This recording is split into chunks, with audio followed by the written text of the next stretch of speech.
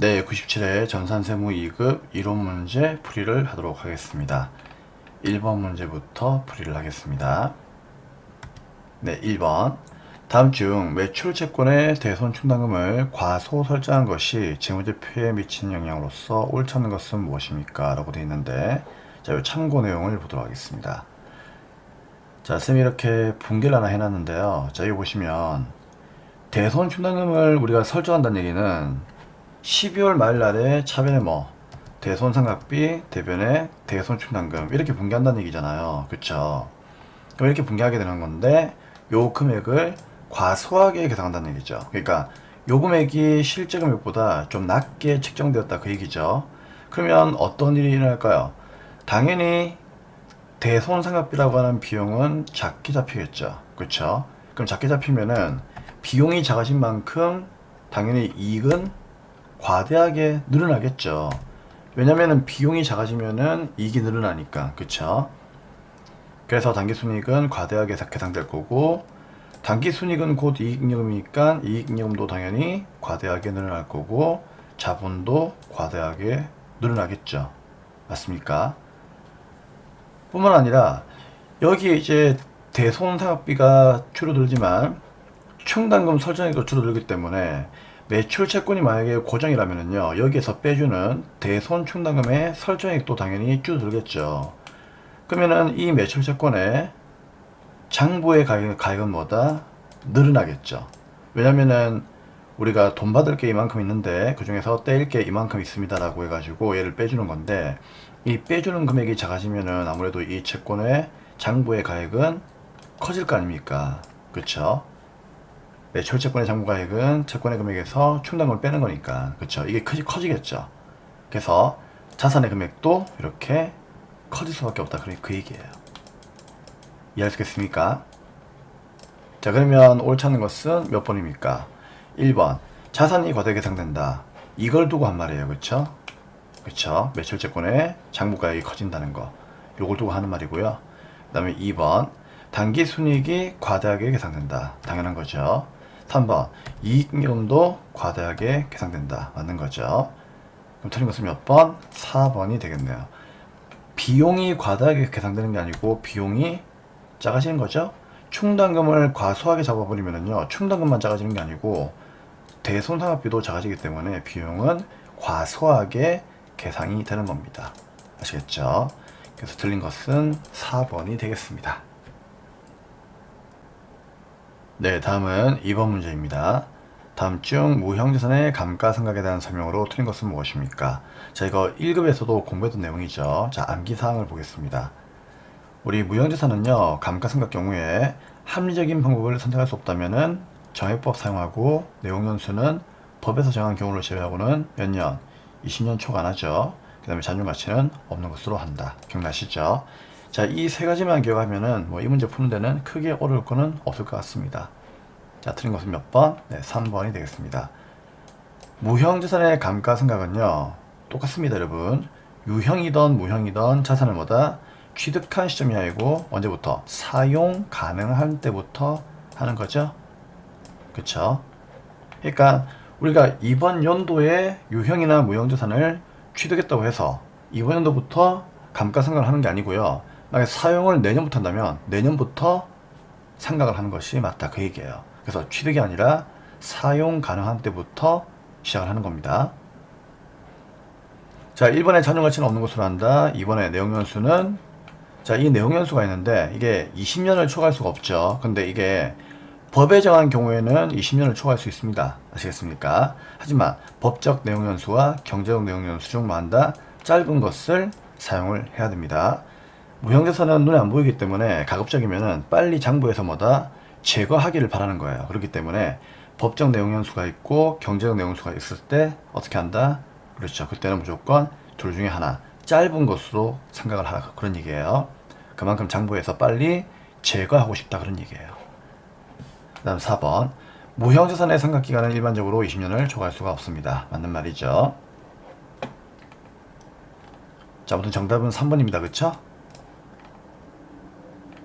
자, 이제 3번 문제 보도록 하겠습니다. 다음 중 부채에 대한 설명으로 옳지 않은 것은 무엇입니까? 자, 우리 부채라고 하는 것은 알고 있죠. 과거의 거래나 사건의 결과로 인해서 현재 기업 실체가 뭐다? 부담하고 있다는 얘기는 열심히 갚고 있다는 얘기예요. 그렇죠? 열심히 갚고 있고 그 다음에 이로 인해서 미래의 자원의 유출, 즉 돈이 나가거나 또는 그 사용이 예상되는 의무입니다. 자, 이 부채 정의는 조금 여러분들이 기억을 하셔야 되기 때문에 이렇게 쌤이 메모를 해드렸습니다. 그럼 옳지 못한 것은 무엇이냐? 1번부터 보겠습니다. 부채는 과거의 거래나 사건의 결과로 현재 기업 실체가 부담하고 있고 미래의 자본의 유출 사용이 예상되는 의무이다. 맞는 말이죠. 똑같이 여기 나와 있고요. 그 다음에 2번. 부채의 정의를 만족하기 위해서는 그 금액이 반드시 확정될 필요까지는 없습니다. 정답은 2번이죠. 왜 그런가 하면은 우리 부채가 꼭 확정이 되는 게 아니고 확정이 안 되는 경우도 있죠. 그러니까 추계하는 경우도 있다는 얘기예요. 주로 어떤 경우가 있습니까? 퇴직급여, 충당부채. 자, 여러분. 퇴직급여 충당부채는요, 지금 현재 우리 회사 직원들이 퇴직을 한다면은 줘야 되는 돈이죠. 그쵸? 근데 이런 돈들은 우리가 정확하게 구할 수 있느냐? 없잖아요. 그래서 항상 우리가 공부할 때 어떻게 했습니까? 퇴직급여 추계액에 대해서 설정을 했죠. 그 추계액은 확정된 금액이 아니라 말 그대로 예상치를 의미하는 건데 반드시 확정될 필요는 없다는 얘기입니다. 그래서 정답은 2번이고요. 3번. 과거 사건으로 인해서 현재 의무가 존재할 가능성이 매우 높고 인식 기준을 충족하는 경우에는 충당부채로 인식한다. 자, 이것도 퇴직급여 충당부채로 여러분들이 이해하시면 될 것 같은데 우리 퇴직급여 충당부채가 뭐죠? 말 그대로 과거 1년 동안 우리가 직원들에게 일을 시켰죠. 그 사건으로 인해서 현재 퇴직금을 줘야 할 의무가 존재하다는 얘기죠. 그래서 의무가 존재하니까 어떻게 한다? 그런 부분을 전부 다 충당부채로 인식할 수 있다. 그 얘기예요. 맞는 말이고요. 4번의 선수금은 유동부채로 분류된다. 당연한 얘기죠. 그래서 1번, 3번, 4번은 맞는 말이니까 2번이 옳지 않은 것이 되겠습니다. 자, 다음은 4번 문제 보도록 하겠습니다. 네, 4번입니다. 자, 결산 시 아래의 사항들이 누락된 것을 발견하였답니다. 누락 사항들을 반영할 경우에 단기 순이익의 증감액은 얼마입니까? 라고 되어 있죠. 그러면 이게 무슨 말인가 하면은 여기는 이 내용들을 우리가 분개를 해야 되는데 분개 안 했다는 얘기예요. 그래서 이 문제는 분개를 해가지고 문제를 푸는 게 제일 좋습니다. 그쵸? 그래서 분개를 해가지고 수익 비용만 골라내시면 돼요. 자, 그래서 쌤이 분개를 해보았는데, 자, 참고사항 보겠습니다. 먼저 단기에 발생한 외상을 추금이 있다는 얘기죠. 그쵸? 그럼 이거는 뭡니까? 제품 팔았는데 외상으로 팔았다는 얘기잖아요. 그럼 이 분개 해야 되는데 이 분개 안 한 거예요. 그럼 분개하면은 이제 참고사항 보세요. 대변에 제품 매출 수익이 발생하죠. 10만원. 그리고 이 아이를 외상을 중으로 분개하시면 되는 겁니다. 그럼 이 분개를 누락했으니까 분개를 했다는 얘기죠. 그 다음 두 번째, 이제 일기 확정 부가세를 납부한 분개인데 결론부터 얘기하면은 얘는 단기 순이익에 영향을 미치는 게 없어요. 자, 왜 그런가 하면은 자, 일단 볼게요. 우리 부가세를 납부를 해야 되는데 이 납부하는 분개는 아니다는 얘기죠. 근데 납부하기 전에 우리가 어떤 분개하죠? 부가세를 상계 처리하는 분개를 하죠. 그럼 상계 처리 분개할 때는 어떻게 합니까? 차변에 부가세 수금, 대변에 부가세 대금, 그 다음에 납부했다는 얘기는 우리가 내야 되는 거니까 그 내야 되는 세금을 그 당시에 미지급 세금으로 분개했겠죠. 여러분, 여기는 이 빨간색은 쌤이 이해를 도와드리기 위해서 이제 여기에 분개 놓은 거지 이거는 누락한 게 아니에요. 그러니까 예전에 이렇게 분개했다는 얘기죠. 그쵸? 그쵸? 그럼 이걸 어떻게 한다? 다음 달 25일날 납부를 해야 되겠죠. 그럼 납부하게 되면은 미지급 세금이 그렇죠. 이게 30만 되겠으니까 30만 사라지고 현금 30을 줘야 되겠죠. 그러면 2분기를 해야 되는데 2분기를 누락했다 그 얘기예요. 2분기는 누락한 게 아니에요. 아시겠죠? 2분기는 기존에 이렇게 되어 있었는데 얘를 납부하는 분기를 이렇게 해야 되는데 2분기를 누락했다는 얘기예요. 그럼 결국 누락한 분기는 위에 거하고 밑에 거하고 요 파란색 분기가 누락이 된 거예요. 이해할 수 있겠습니까? 자, 그러면은 파란색만 보시면 돼요. 아시겠죠? 그럼 여기서 어떻게 하면 된다? 단기 순이익의 증감액이 얼마인가를 묻고 있으니까 결국 여러분들은요, 단기 순이익을 구할 때는 뭐를 찾는 게 제일 좋아요? 수익과 비용을 찾는 게 제일 좋습니다. 그 수익을 찾아가지고 비용을 빼면 되는 거예요. 아시겠죠? 그러면은 증감액을 여러분들이 구할 수가 있는 거예요. 그러면 위에 그 분계는 외상을 추금은 자산이니까 수익 비용이 아니죠. 근데 제품 매출은 수익이잖아요. 이런 그쵸? 그래서 수익이 뭐다? 10만원만큼 발생했네요. 그쵸? 그러면 10만원만큼 발생했으니까 10만원만큼 이익이 올라가겠죠. 맞습니까? 그럼 그거 하나만 여러분들이 기억하시면 되고요. 그 다음 밑에 거 분경 봐봐요. 근데 얘는 어떻습니까? 미지급 세금이라고 하는 부채가 감소하고요. 그쵸? 현금이라고 하는 자산이 나갔잖아요. 그럼 자산이 감소하겠죠. 그러면 이 분기는 보니까 수익도 없고 비용도 없잖아요. 그럼 수익도 없고 비용도 없으면요, 이 분기는 뭐다? 그렇죠. 단기 순이익에 영향을 미치지 않습니다. 그럼 결국 단기 순이익에 영향을 미치는 분기는 지금 얘 하나밖에 없거든요. 그렇죠? 그럼 수익만 나왔으니까 당연히 그 수익이 나온 만큼 이익이 증가하겠죠. 그래서 4번 문제 정답 몇 번? 단기 순이익의 증가액은 10만원만 증가하기 때문에 10만원인 1번이 정답이 되겠습니다. 자, 그럼 이제 다음 문제 5번 풀어보도록 하겠습니다. 네, 다음은 5번 문제 보겠습니다. 다음의 자본에 대한 설명 중 틀린 것은 무엇입니까? 1번 미교부 주식부담금과 자기주식 처분 손실은 자본 조정으로 분류한다. 맞습니까? 맞는 말이죠. 자, 우리 이거 어떻게 외우죠? 자본 조정은 쌤이 수업 시간 때 자주 감자 미 이렇게 외우라고 했죠. 그쵸? 머리를 자주 감자 미 이렇게 외우라고 했죠, 쌤이. 자, 그래서 자가 뭐예요? 자기 주식이죠. 주는요 주식 할인발행 차금, 감은요 감자 차손, 자는요 이게 자기 주식 처분 손실이에요. 미가요 미교부 주식 배당금. 그쵸? 그래서 이런 내용들은 우리가 회계 1급 때부터 계속 했던 내용들이기 때문에 여러분 머릿속에 꼭 암기가 돼야 되겠죠. 잘 안 떠오르면은 물론 뭐 이런 방법도 있죠. 계정 과목 교수로 가셔가지고 여기에서 자본 조정 클릭하시게 되면은 뭐 이 안에 있기는 있지만, 그쵸? 있기는 하지만 뭐 이런 걸 써도 괜찮지만은요, 가급적이면 좀 여러분들이 암기를 해가지고 푸시는 것이 더 빠릅니다. 다음 2번.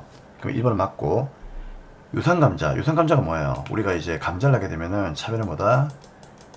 자본금이라고 하는 자본이 감소하죠. 그쵸? 뭐 예를 들어서 이게 100원이다. 근데 유산감자라고 하는 것은 돈을 주고 감자는 거죠. 주주한테 돈 주고 주식 사와가지고 이 주식을 태우는 거잖아요. 그쵸? 그쵸? 그래서 어떻게 했다? 현금을 100원 주었다. 그럼 어떻습니까? 예, 자본금이라고 하는 자본이 감소했죠. 그래서 뭐다? 순자산이 진짜로 감소를 하는 겁니다. 맞는 말이죠. 3번. 신주 발행비는 주식의 발행과 직접 관련하여 발생하는 비용으로서 영업의 비용으로 처리한다. 틀린 것은 3번이죠. 말도 안 되죠. 우리가 주식을 발행할 때 신주 발행비는 어떻게 했습니까? 비용으로 분기하는 게 아니고, 그렇죠. 들어오는 돈. 자, 들어오는 돈이 뭐죠? 주식의 발행가액에서 빼는 거죠. 그렇죠? 빼는 거예요. 빼는 거기 때문에 발행가액에서 뺀다. 이런 말이 나와야 되는 거예요.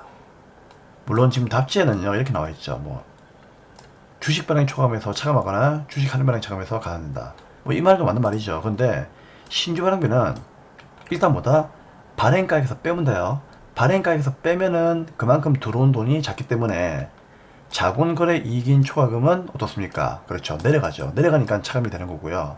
맞죠? 그리고 신주 발행비는 그만큼 뭐다? 돈을 쓴 거기 때문에 그만큼 손실이 많아지죠. 손실이 많아지니까 그게 뭐다? 주식 할인 발행 차감에 가산되는 거죠. 그쵸? 이런 거는 분계로서 여러분들이 이해가 되는 거기 때문에 아마 3번 문제는 뭐 그렇게 여러분들이 어려워하진 않을 겁니다. 아무튼 신주 발행비는 비용 처리하는 거 아닙니다. 어떻게 하죠? 발행가액에서 빼는 겁니다. 그러면은 발행 초과금 내려가고 할인 발행 차감은 올라간다 그 얘기예요. 자, 3번이 틀린 겁니다. 그쵸? 다음 4번. 자본은 자본금, 자본잉여금, 자본조정, 기타 포괄 선행도계획, 이익잉여금으로 구성되어 있다. 뭐 이거 모르는 사람 없겠죠. 그쵸? 모르겠으면 어떻게 하면 되죠? 뭐 여기 정기분 재무당대표 이거 봐도 괜찮겠죠. 여기 가면 자본은 자본금, 자본잉여금, 자본조정, 기타 포괄 선행도계획, 이익잉여금으로 구성되어 있습니다. 근데 이건 좀 외워주셔야 되는 그런 내용이겠죠. 당연히 외워주시기 바라겠습니다. 자, 틀린 것은 3번입니다. 다음 이제 6번 문제 보도록 하겠습니다. 네, 원가액의 문제를 풀기 앞서 원가액의 이론 간단하게 암기하고 그 다음에 문제를 풀도록 하겠습니다. 정말 중요한 내용이죠. 자, 첫 번째, 원가는 발생 형태에 따라서 재료비, 농업비, 제조용비로 나누고 있습니다. 두 번째, 원가는 다시 추적 가능성에 따라서 추적할 수 있으면 직접비, 추적할 수 없으면 간접비라고 하는 원가로 다시 분류가 되고 있고요. 그 다음에 원가는 행태에 따라서 고정비와 변동비로 나누고 있습니다.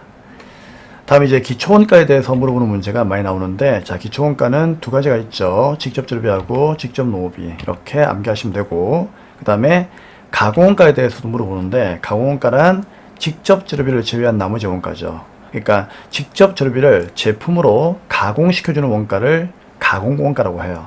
그래서 제품으로 전환시킨다라고 해가지고 전환원가다라고도 이렇게 불러줍니다.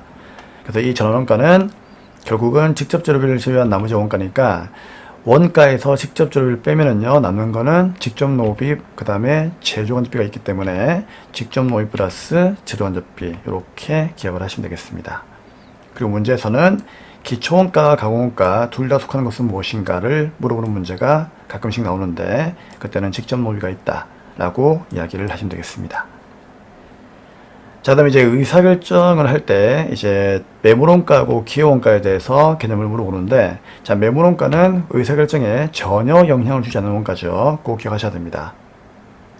그래서 의사결정에 전혀 영향을 주지 않는다는 얘기는 과거에 이미 발생한 원가예요. 그러니까 과거에 이미 발생했기 때문에 현재 의사결정을 할 때는요, 전혀 영향을 주지 않는다는 얘기죠. 꼭 기억하시고요.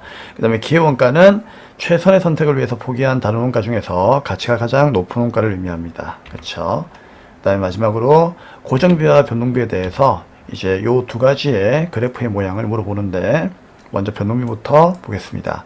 자, 변동비는요, 생산량이 오른쪽으로 갈수록 증가하는 거죠. 그러면 생산량이 증가하면은 총 원가가 증가합니다. 그렇죠? 하지만 요거는요, 단가는 일정합니다. 알고 있죠? 그래서 이 내용을 꼭 암기하셔야 되고, 반면에 고정비는요, 생산량이 오른쪽으로 증가할수록 전체 원가는 일정하지만 단가는요, 그만큼 감소할 수 있다.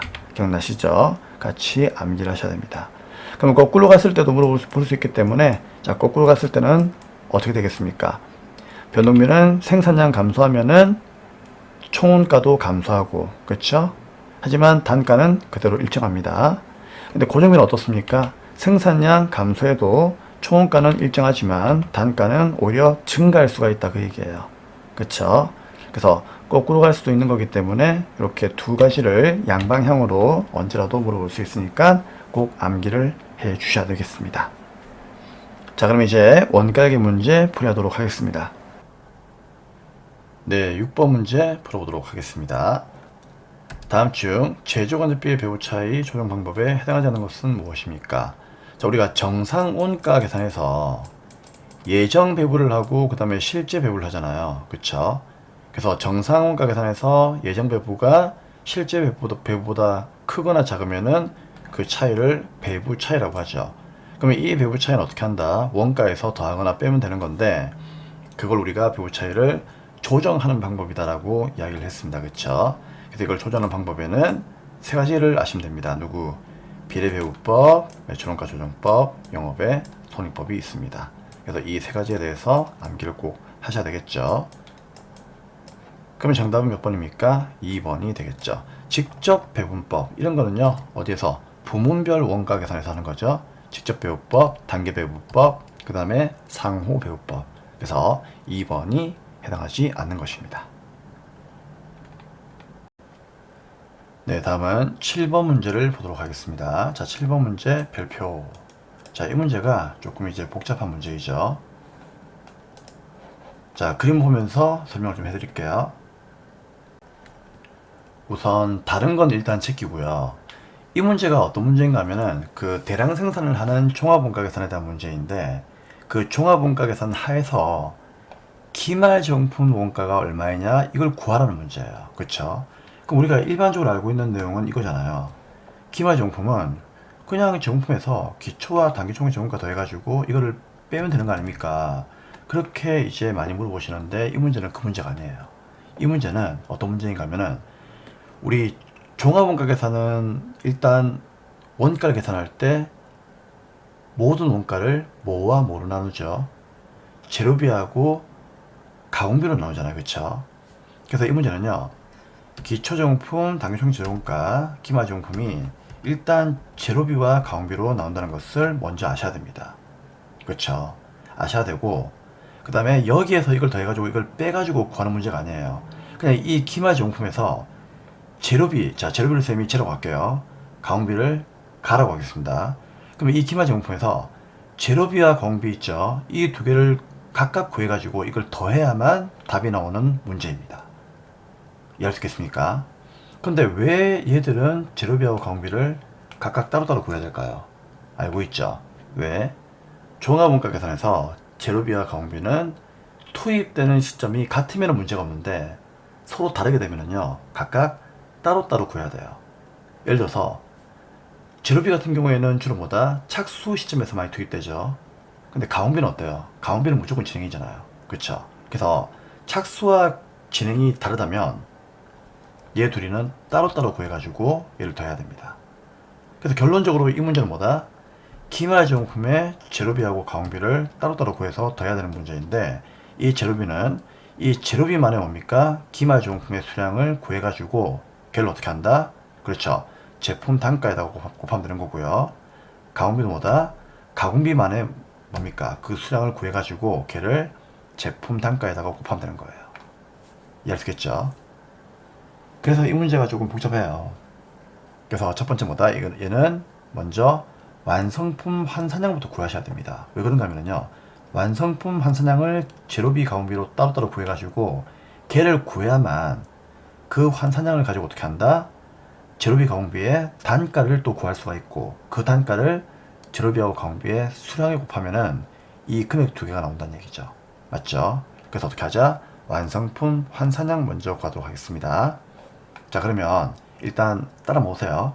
완성품 환산량은 문제 보니까 다음 자로 이용하여 평균법을 이용한다고 되어 있죠. 그럼 평균법 동그라미, 그 다음에 완성품 수량이 나와 있네요. 얼마? 1200. 이게 완수가 되겠죠. 그 다음에 기말제용품 수량 몇 개? 400개니까 이건 뭐다? 말수가 되겠죠. 말수. 그쵸? 말수가 되는 거예요. 그리고 제로비는 공정 초기에 모두 발생하니까요, 이건 뭐다? 착수가 되는 거고요. 가공비는 전체 균일하게 발생하기 때문에 이건 뭐다? 진행이 되는 거예요. 그쵸? 그럼 일단 완성품 환산량부터 구하겠습니다. 자, 먼저 쌤이 이렇게 미리 구해 놓았는데, 일단 얘가 평균법이죠. 그럼 평균법이고, 두 번째 제로비하고 가공비를 서로 나눕니다. 자, 여기까지 알고 있죠. 그 다음에 제로비의 투입 시점은 언제다? 착수이고, 가공비의 투입 시점은 언제이다? 진행이니까 착수 진행으로 공식을 만들어주면 되는 거예요. 그러면 제로비 착수 시의 평균법 공식은 완수 플러스 말수이고, 가공비는 평균 진행 시의 완수 플러스 말아니니까 완수는 어차피 둘 다 1200, 1200개죠. 여기에. 맞습니까? 그럼 기말은요, 제로비는 착수니까 말수, 기말의 수량 400개를 그대로 더하면 되는 거죠. 근데 가공비는요, 진행이니까 말환이에요. 그러면 400개에서 50으로 곱한 게 환산량이죠. 기말의 환산량이죠. 그게 4, 5, 20, 200개예요.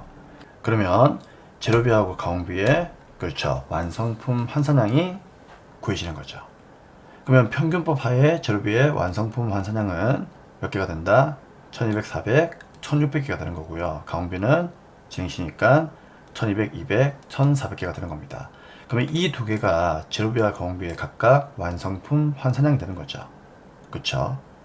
그럼 우리는 지금 현재 이 완성품 환산량을 구한 이유가 뭡니까?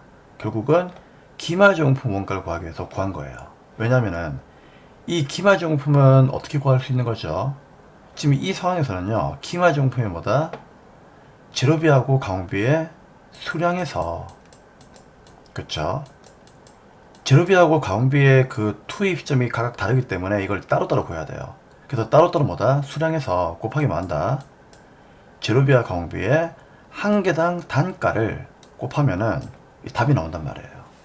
결국은 이 두 개를 구하기 위해서는 이제 요 환산량이 필요한 겁니다. 맞죠? 근데 수량은 어디 있습니까? 수량은 여러분들 멀리 찾을 필요 없어요. 기말제용품의 수량이 누구예요? 여기는 이 말수하고 말환이잖아요. 그렇죠? 그러면 제로비는 기말의 수량이 몇 개이다? 400개니까 요 400개가 그대로 여기 오는 거예요. 맞죠? 그래서 제로비는 자, 쌤이 이걸 파란색으로 적을게요.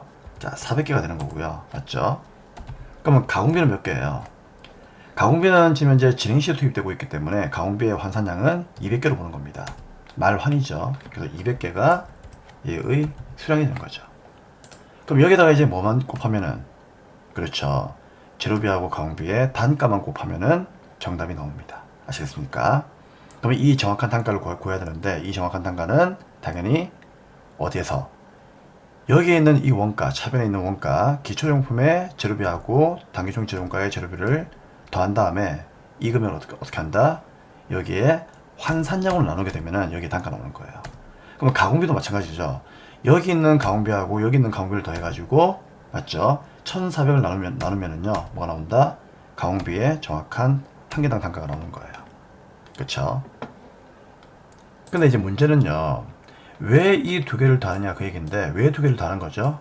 왜 이렇게 더하고 이렇게 더해야 되는 겁니까? 그 이유는 평균법이기 때문이죠.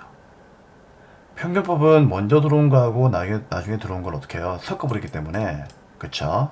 이렇게 더해가지고 요 환산량을 나누는 겁니다. 근데 선입선출법 같은 경우에는요, 먼저 들어온 거는 뭡니까? 그렇죠. 먼저 들어온 거는 단기 발생분이 아니기 때문에 얘는 빼고 계산하죠. 그래서 선입선출했다면요, 어떻게 한다?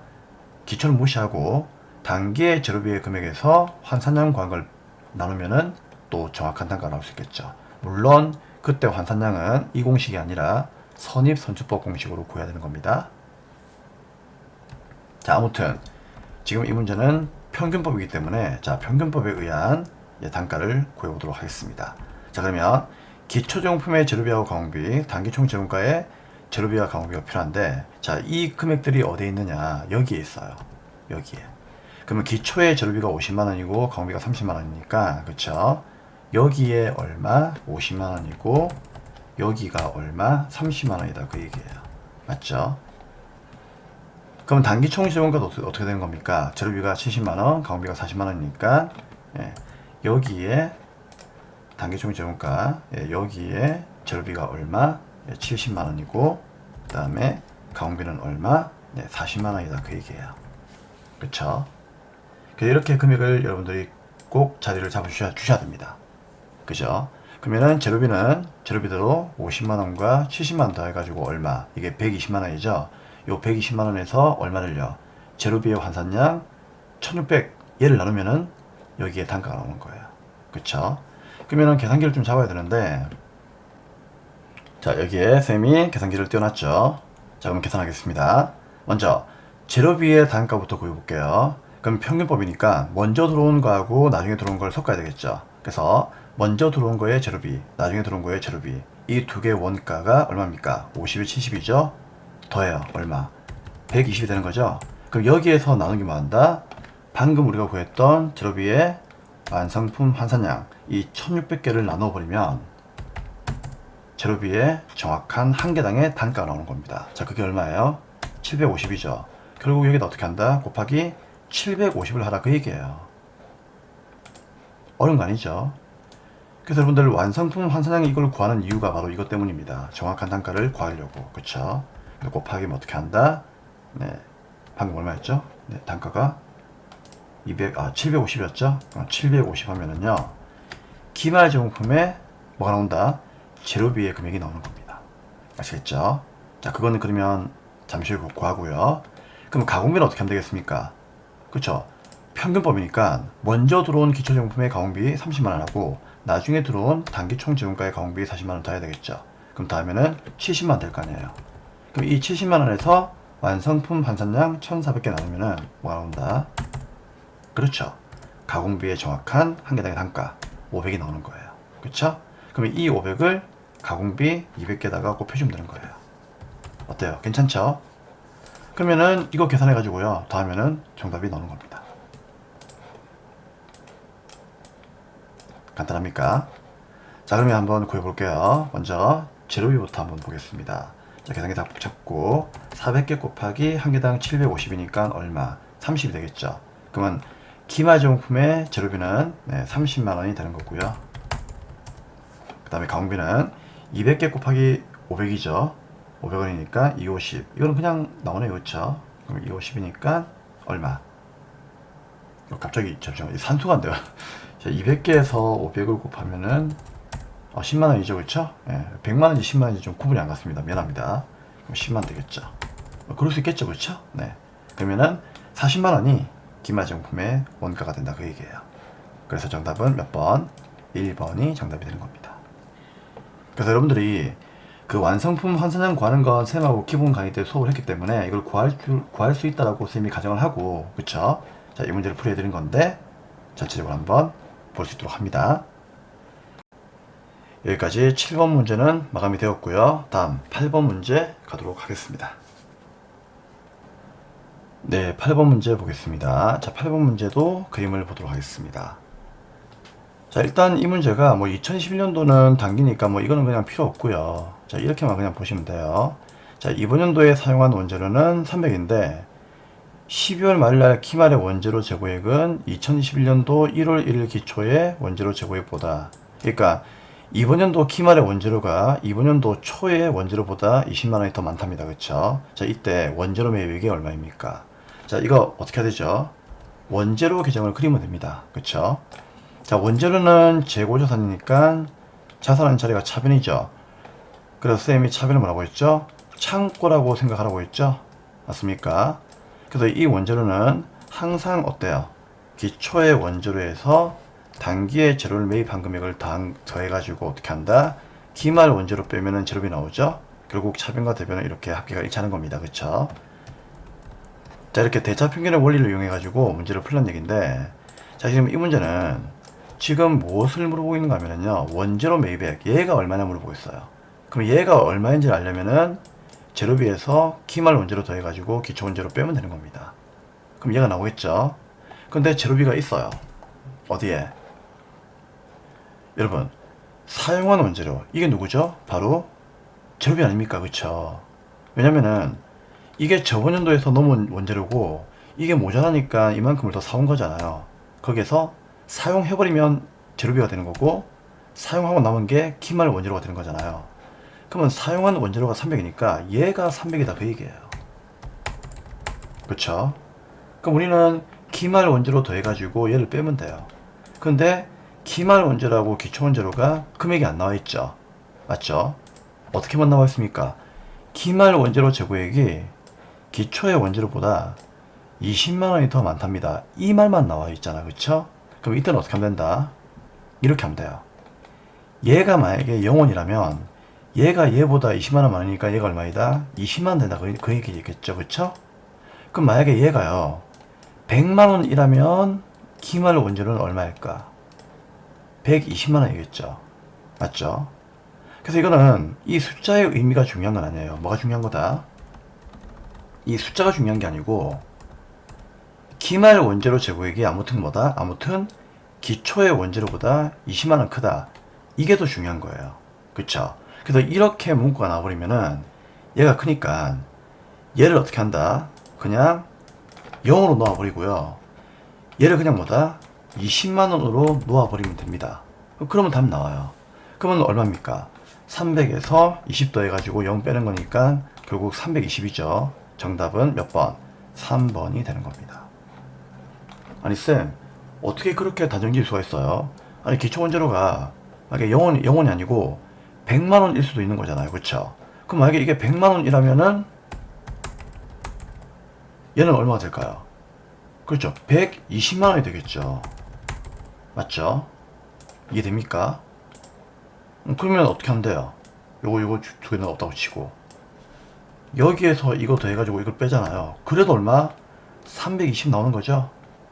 산수의 문제가 되는 거죠. 그쵸? 그래서 앞으로 요런 형식으로 문제가 나오잖아요. 뭐 기말 원재료가 기초의 원재료보다 더 많다 이렇게 나오면은요, 정확한 금액 안 나있으니까 그냥 기초 원재료를 0으로 놓고 얘를 뭐다 그냥 20으로 놓아가지고 문제를 풀면 됩니다. 아시겠습니까? 그래서 그렇게 풀면은 무조건 답 나오니까 정답은 3번이 되는 겁니다. 자, 이제 9번 문제 보도록 하겠습니다. 9번 문제입니다. 다음에 원가 집계 과정에 대한 설명 중 틀린 것은 무엇입니까? 자, 이 문제는 쌤이 참고상에서 이렇게 제공품하고 제품 계정을 그려놓았죠. 자, 이걸 보시면 되는 건데, 자, 1번 보겠습니다. 단기 총 지원가는 제공품 계정의 차변으로 대체가 된다. 맞습니까? 그렇죠. 제공품 계정 차변에 단기 총 지원가가 있죠. 두 번째로 단기 제품 지원가는 제품을 말하는 건데, 얘는 제공품 계정 어느 변, 대변으로 대체가 되는 거죠. 자, 이걸 얘기하는 겁니다. 맞는 말이죠. 그리고 단기 제품 지원가는 제품 계정이 어디에? 차변으로도 대체가 됩니다. 그렇죠. 그래서 제품 계정 차변의 요 금액도 누굽니까? 네, 단기 제품 재료원가이죠. 그래서 쌤이 요 두 개는 같다고 했죠? 맞죠? 요 두 개는 같은 겁니다. 그리고 원래 이제 요거 이름은요, 쌤이 좀 편하게 하려고 이렇게 했는데, 이게 원래는 뭐다? 예, 여기 제공품 계정에서 온 거기 때문에 여기에 적어주는 거는 이제 실무에 가면은 제공품이라고 적어줍니다. 왜냐면은 얘가 제공품에서 왔기 때문이에요. 하지만 여기에는 이 금액은 누구? 요 제품의 금액과 일치해야 되는 겁니다. 그래서 2번, 3번도 맞는 말이죠. 그러면 틀린 것은 몇 번입니까? 네, 4번이 되겠죠. 제품의 매출원가는 매출원가 계정의 대변이 아니고요. 제품의 매출원가는 제품 계정의 대변에 대체가 됩니다. 그래서 틀린 것은 몇 번? 4번이 틀리는 내용이 되겠죠.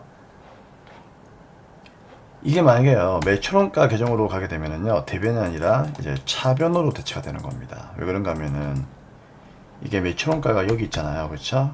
그럼 여기 이제 전개를 좀 할 줄 알아야 되는 건데, 매출 원가라고 하는 계정에 가게 되면은요, 얘가 올라오고 얘가 이렇게 거꾸로 내려가요. 그렇기 때문에 이렇게 차변에 대체가 되는 겁니다.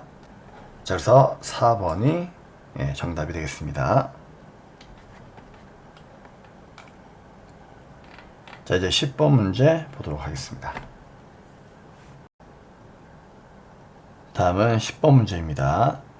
다음 제조원가에 대한 설명 중 틀린 것은 무엇입니까? 이건 우리가 기본적으로 암기해야 되는 내용만 좀 암기해도 풀 수 있는 문제이죠. 자, 1번. 직접 재료비하고 직접 노비의 합은 당연히 기초원가입니다. 그렇죠? 그리고 직접 노비하고 간접비의 합은 가공원가. 그렇죠. 다른 말로 전환원가입니다. 방금 쌤하고 암기사항 봤죠? 네, 그 내용이고요. 3번.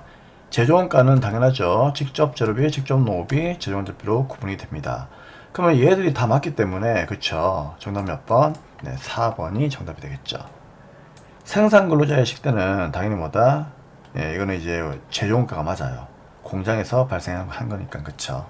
근데 판매 근로자의 식대는요, 이 판매자들은 공장에서 제조하는 사람들이 아니죠. 맞죠? 그렇기 때문에 얘들의 식대는 뭐다? 그냥 일반적인 비용인 누굽니까? 네, 판매비와 관리비가 되는 거죠. 그렇죠? 판매비와 관리비이지 얘는 제조원가가 될 수는 없습니다.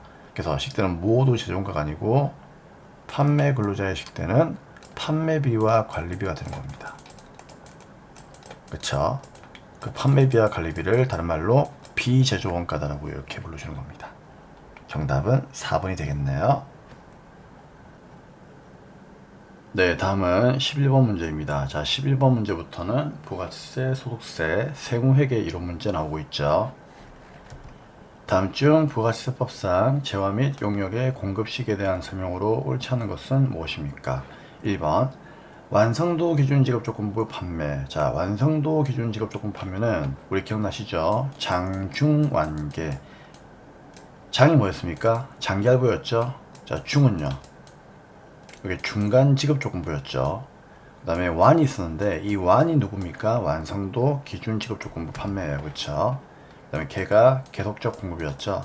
자, 이 네 가지 나오면은 쌤이 기본 강의 때 뭐라고 했죠? 대가의 각 부분을 받기로 한 날이 공급 시기가 된다. 뭐 그런 얘기 했죠. 그래서 1번은 맞는 말이고요. 다음에 2번은 폐업 시 상존재화가 있는데, 자, 폐업 시 상존재화는 언제입니까? 폐업을 하는 날이 공급시가 된다. 기억나시죠? 그 다음에 내국 물품을 외국에 반출하는 건데 이거는 직수출이죠. 자, 직수출은 언제입니까? 선적일이죠. 선적일. 그쵸? 그럼 선적일인데 여기는 수출재화의 공급가액이 확정되는 때라고 하는데 이거하고 선적일하고는 관계없죠. 그렇기 때문에 3번이 틀린 거예요. 선적일이 정답이 되겠습니다. 다만 이제 그 선적 이전에 우리가 대가를 받아가지고 환가한 경우에는 그때는 이제 환가한 날의 환율을 따르는 건데, 일단 원칙은 선적일이니까 선적일이 정답이 되는 거죠. 근데 틀렸으니까 3번이 옳지 않는 것이고요. 4번 반환 조건부 판매. 자, 이거는 이제 조건이 달려있는 거죠. 조건이 달려있으면 그 조건이 뭐다? 성취가 되면 되는 거예요. 그쵸? 그래서 조건이 성취가 되어서 판매가 확정된다면 그때는 공급 시기가 될 수가 있다. 정답은 3번으로 보시면 되겠습니다. 자, 다음 이제 12번 문제 보도록 하겠습니다. 네, 12번입니다. 다음 중 부가치세법상 영세율을 적용받을 수 없는 사업자는 누구입니까?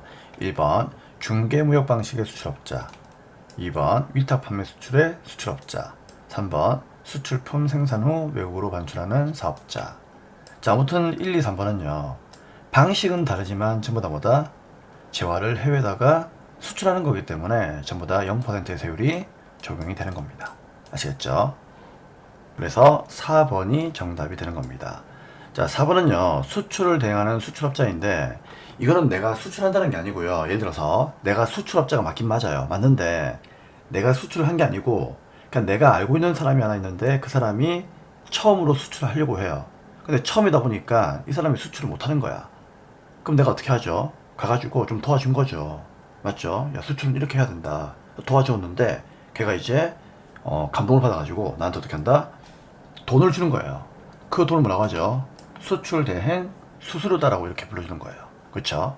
그럼 이거는 내가 수출한 게 아니고 그냥 그 사람을 도와주니까 수고했다고 나한테 수수료 주는 거죠. 그렇죠? 그럼 이거는 나한테 뭐가 된다? 그냥 일종의 수출 대행 용역을 그 사람한테 그냥 제공한 거예요. 그러니까 국내에서 그 사람한테 내가 수출을 대행해주는 용역을 제공하고 받은 돈이에요. 그럼 이거는 국내 거래이기 때문에 10%의 부가세를 과세하는 거지 수출은 아니기 때문에 0%의 부가세를 과세하지 않습니다. 그렇죠? 그래서 4번이 정답이 되는 겁니다. 자, 이 12번 문제는 기존에도 한두 번 정도 나온 적이 있었기 때문에 혹시나 뭐 보신 분들은 아마 잘 아실 거예요. 자, 처음 본다면은 이 문제 가지고 이해를 하시면 되겠습니다. 수출 대행 수수료는 10%에 속한다. 꼭 기억하세요. 다음은 13번 문제입니다. 네, 다음은 13번 문제를 풀어보도록 하겠습니다. 다음 중 부가시세법상 간이가세자에 대한 설명으로 옳은 것은 무엇입니까? 우리 2011년도에 간이가세 사업자의 제도가 좀 바뀌었죠. 자, 어떻게 바뀌었는가 하면은 기존까지만 하더라도 부가세를 포함한 공급 대가가 직전 연도에 4,800만원 미만인 개인 사업자였는데 이게 2011년도부터는 직전 연도에 부가가치세를 포함한 공급 대가가 8천만원 미만인 개인 사업자가 간이가세자이다. 이렇게 바뀌었단 말이에요. 그래서 1번은 절대로 정답이 못 되겠죠. 왜요? 직전 연도의 재화 용역의 공급, 이게 가액이 아니죠. 대가죠. 대가가 8천만원 미만인데 8,500대 있으니까 전혀 얘는 이상한 얘기를 하고 있는 거죠. 그래서 1번은 틀렸고요. 그렇죠? 그래서 공급 대가가 8천만원 미만이니까 이렇게 바꿔야 되는 겁니다. 2번 2011년도 7월 1일 이후에 재화 또는 용역을 공급하는 모든 간이가 사업자는 세관계한서 발급이 원칙입니다. 틀렸죠? 누구는요? 직전 연도의 공급 대가가 4,800만원 미만인 간이가 사업자는 여전히 세관계한서 발급을 할 수가 없습니다. 그래서 세관계한서 발급을 할 수 있는 간이가 사업자는 어떤 사업자죠? 그렇죠. 공급 대가가 4,800만원 이상인 간이가 사업자만이 세관계한서를 발급을 해야 됩니다. 자, 이게 2011년도에 바뀐 거기 때문에 좀 암기를 하셔야 돼요. 3번 2011년도 7월 1일 이후에 모든 간이가 사업자는 전액 매입세 공제를 할 수가 있다. 아니죠. 자, 누구? 4,800만원 이상인 간이가 사업자, 모든이 아니죠. 4,800만원 이상인 간이가 사업자가 매입세 공제를 할 수가 있는 건데 전액이 아니라 공급대가의 0.5%만큼만 매입세 공제를 할 수가 있는 겁니다. 그러면 옳은 것은 몇 번입니까? 네, 4번이 되는 거죠. 간이가 사업자도 과세와 면사업을 겸용할 수 있습니다. 그렇죠? 정답은 4번이 되겠습니다. 네, 다음은 14번 문제입니다. 자, 14번하고 15번 문제는 이제 소득세 문제가 되는 건데 소득세는 여러분들 아시겠지만 상당히 외울 게 많죠. 그리고 97회 같은 경우에는 14번, 15번이 좀 어렵게 나왔습니다. 그렇기 때문에 제 생각인데 그냥 연말정산 범위에서만 나오는 이론 문제들을 좀 풀어주시고 이렇게 좀 복잡하고 정말 외롭게 만든 것들 있죠. 이런 것들은 그냥 과감하게 스킵을 하는 것이 오히려 더 좋을 수도 있습니다. 그래서 쌤은 소득세 부분은 그냥 뭐다 답만 좀 체크하고 넘어가도록 하겠습니다. 자, 14번은 다음 중 소득세법상 부동산 임대업에 대한 내용으로서 틀린 게 뭐냐 이걸 묻고 있는 건데, 자, 우리 주거용 건물, 그러니까 주택을 얘기하는 거죠. 자, 이런 주택은요, 임대할 때 이제 주택을 임대하는 사업자들도 어떻습니까? 예, 세금을 신고해야 되겠죠. 근데 그분들은 이제 발생한 수익금액 합계액이 2천만 원을 초과하는 경우에는요, 종합과세를 해야 됩니다. 그럼 어떻게 하느냐? 2천만 원 이하인 경우에 분리과세를 할 수가 있습니다. 그래서 2천만 원 이하인 경우에는 분리과세가 선택이 되기 때문에 그건 맞는 말인데, 2천만 원 초과하게 되면 무조건 뭐다? 종합과세 대상이기 때문에 얘가 틀린 거예요. 그래서 1번이 정답이 되는 겁니다. 자, 그렇게만 보시고 넘어갑시다. 자, 다음 이제 15번 문제 보겠습니다. 네, 다음은 15번 문제입니다. 다음 중 소득세법에 따른 근로소득의 수입 시기에 대한 설명으로 틀린 것은 무엇입니까? 자, 1번 급여. 급여는 당연히 뭐죠? 근로를 제공한 날입니다. 그쵸? 그 다음에 주식 매수 선택권인데, 이거는 뭔가 하면은요, 우리가 흔히 알고 있는 그 스탁 옵션 얘기하는 거죠. 만약에 우리 회사 대표가 회사에 근무하면서 이제 회사하고 계약을 맺은 거죠. 회사가 야 대표야 열심히 일을 해라, 열심히 일을 해가지고 어떤 성과를 달성하게 되면은 거기에 대해서 어떻게 한다? 우리 회사의 주식을 매수할 수 있는 선택권을 부여하겠다, 그런 얘기예요. 그쵸? 그래서 우리 대표가 열심히 일을 해가지고 이제 그 성과를 달성한 거예요. 달성하면은 주식을 매수할 수 있는 그런 선택 권리를 행사할 수가 있습니다. 그쵸? 그래서 이건 언제이다? 그 권리를 행사한 날이 수입 시기가 되는 거예요. 퇴사하는 날이 아니에요. 아시겠죠? 그 틀린 것은 몇 번? 2번이 정답이 되겠습니다.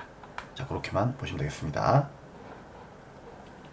자, 잉여금 처분에 의한 상여, 이건 언제입니까? 네, 잉여금 처분을 결의한 날이고요. 자, 인정상여는 법인세법도 안 배웠는데, 그쵸? 이걸 우리가 어떻게 알아요? 그쵸? 그래서 인정상여는 그냥 뭐다? 근로를 제공한 날이다, 그렇게 이해하시면 되겠습니다. 자, 그래서 정답은 2번이 정답이 되는 거고요. 이상으로 15번까지 97회 전산세무 이론 기출문제 풀이는 마감을 하도록 하겠습니다. 네, 정말 수고 많으셨고요. 복습 열심히 하시고 다음 회차에서 뵙도록 하겠습니다. 감사합니다.